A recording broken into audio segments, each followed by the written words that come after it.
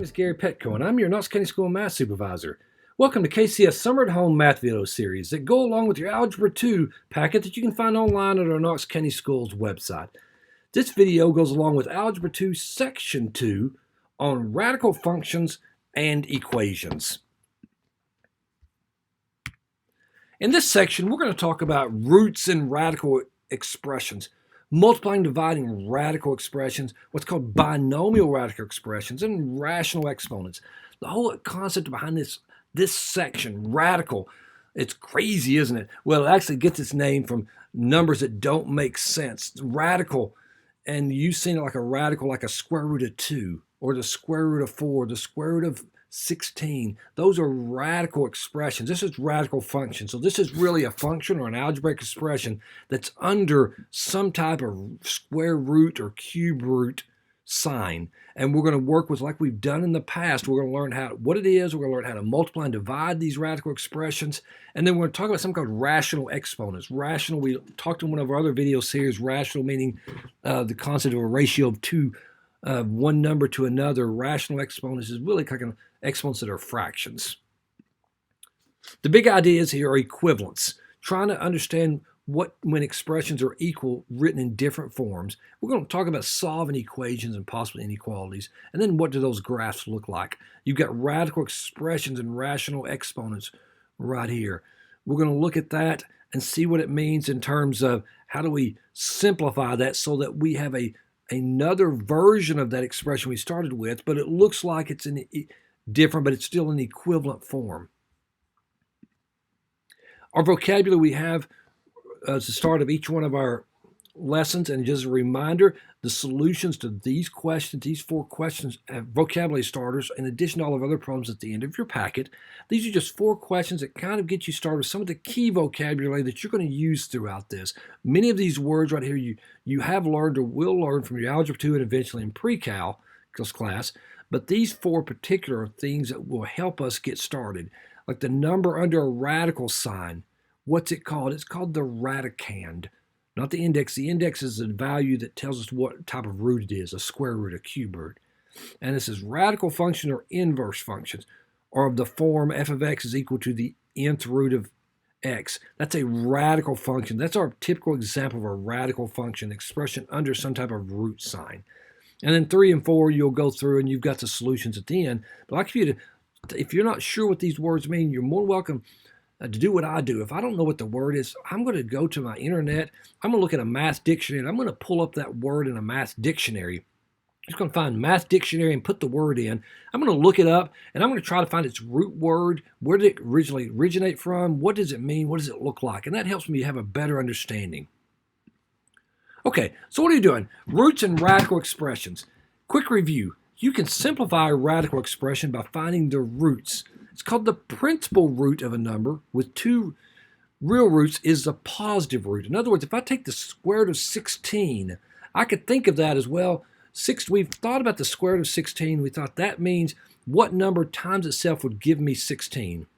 When we think of it would be -4 or positive 4, because both of those, if I multiply themselves, would give me 16.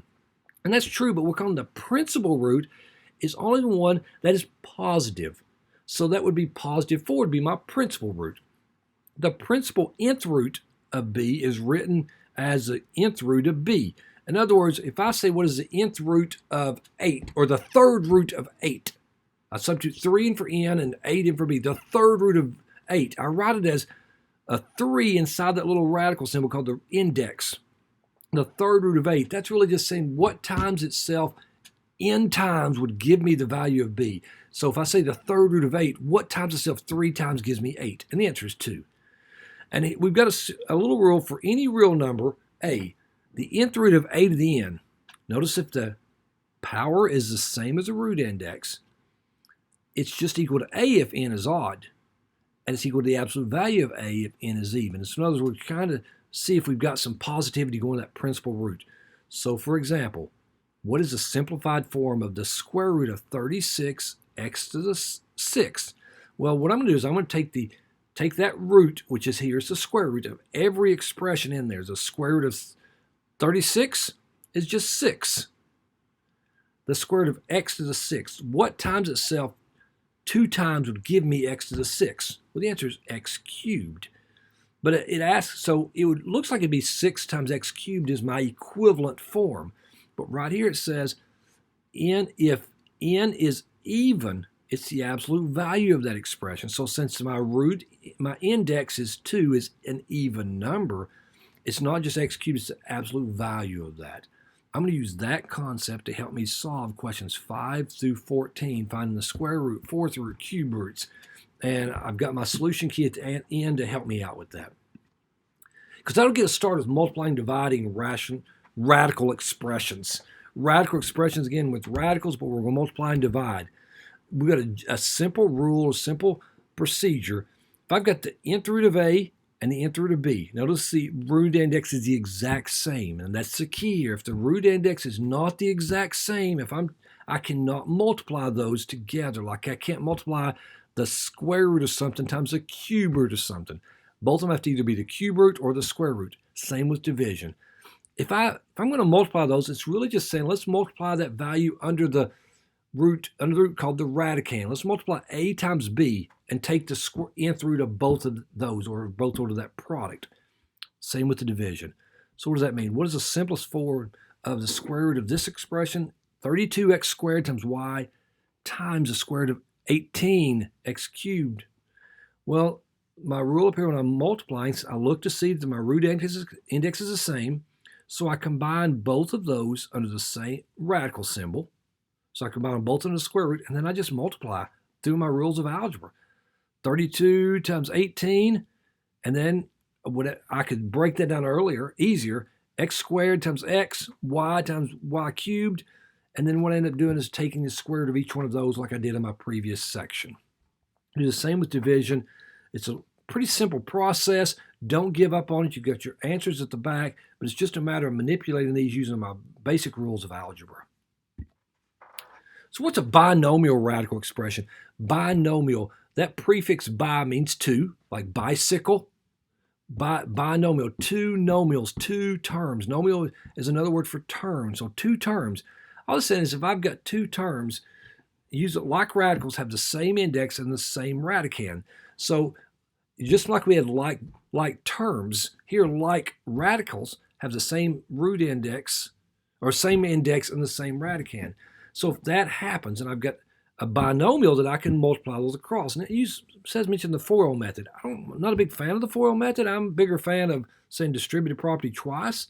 But if I look at what is the simplified form of the square root of 18 plus the square root of 850 minus the square root of 8? Well, I'm going to multiply each of those together. But how I do this, I simplify each one first. You learned how to simplify radical earlier in Algebra 1 and first part of Algebra 2. So 18 gets simplified into 3 times the square root of 2 plus 5 times the square root of 2 minus 2 times the square root of 2. So when I look at that, what I'm really doing is, in order to combine those, since all of those have a square root of 2, think of that square root of 2 being multiplied almost like a common variable, 3x plus 5x minus 2x. The way I combine those is I just take the expression in front of the radical, almost like a coefficient, and add those together, or subtract 3 plus 5 minus 2. My result is 6 times the square root of 2. I'll work with a 26 through 33 is the same way. Notice 29 through 31 is multiplying. That looks like there's where I get my binomial radical expression. Two terms, 3 plus the square root of 2 times 4 plus the square root of 2. I multiply that just as if it were two algebraic expressions, two binomials, x plus 2 times x plus 3. I multiply those by doing that distributive property twice. Pretty simple process. Just it'll get you working, get your mind going with radicals, get you manipulating these values. Okay, last and definitely not least is rational exponents. Exponents that are fractions. You can rewrite a radical expression with a rational exponent. So by definition, the nth root of a is a real number and m is an integer, then a to the m over n is equal to the nth root of a to the m. Wow, what does that mean? That essentially says I have two ways I could express a number. Back in elementary and middle school, you learned I could write a fraction like a decimal or a decimal like a fraction. Those are two equivalent forms of saying the same thing. 1/2, I could say 1/2, or I could also say 5/10. Both those mean the exact same thing, written in a different form. Same way here. I could take an expression, the a to the m over n, or I could rewrite it in what's called radical form. So I've got exponential form or radical form. And the exponential form, a to the m over n, to turn that into radical form, really that denominator becomes my root index. And my numerator is my power. So if I have a to the m over n, that's rewritten in radical form as the nth root. So the denominator represents the root, nth root of a to the m. And this is going to ask you to simplify each one of these expressions. Look at 34, 25 to the 1/2 power. If I were to simplify it, the way I simplify it is maybe it's easier to put that in radical form. No, remember my denominator is the root index. So if I got 25 to the 1/2, if I were to rewrite that in radical form, that is the second root or the square root of 25 to the first power. What is the square root of 25? It's equal to 5. So I rewrite these in radical form and then multiply. Down at the bottom, I just follow my rules of exponents and multiply those through. Pretty simple process. It's just a matter of pushing through. Check your answers at the bottom, and I wish you good luck with this section. So finish you off with a math quote from an Indian mathematician, Shkuntala Devi. She says, "What is mathematics? It's only a systematic effort of solving puzzles posed by nature." Really, that's what this is. He's simplifying these rational expressions or radical expressions really are just, it's like a big puzzle, putting the pieces together. It gives you so much satisfaction when it's through, and I wish you luck through all your satisfaction.